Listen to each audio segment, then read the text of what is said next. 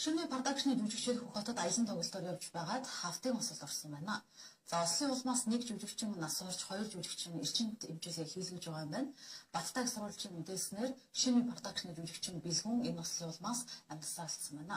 Түүний төрсөн дүүч гисэн өөрийн Facebook хуудаснаа энэ тухай бичсэн байна.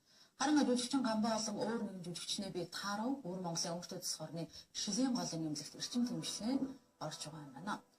Бусад жүжигчид ч гэсэн хүнд гэмтэл авч эмнэлэгт эмчлүүлж байгаа хэмээн хэд хэдэн их сурвалж мэдээллээ.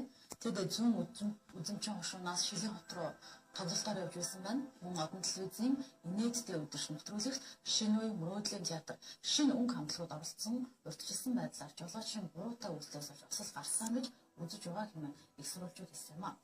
За осолыг хэдэн цагт болсон талаарх мэдээлэл одоогоор тодорхойгүй байна. Өглөөний 8 цагт осол болчихлоо гэсэн зарим жүжигчид чатаар мэдээлж байна. Харин гадаад хэргийн яамны консулын газар гадаад улс оронд ажиллаж амьдарч байгаа иргэнийхээ за эрх шиг аюулгүй байдлыг хангах үүрэгтэй байдаг. Одоогийн байдлаар Хөх хот болоод иргэн дэх Монголын консулын газруудад ослон холбоотой мэдээлэл ирээгүй байгаа. Бид Хятад улсын холбогдох албаны хүмүүсийн мэдээлэл авах хүсэлтэд илгээгээд байгаа гэсэн.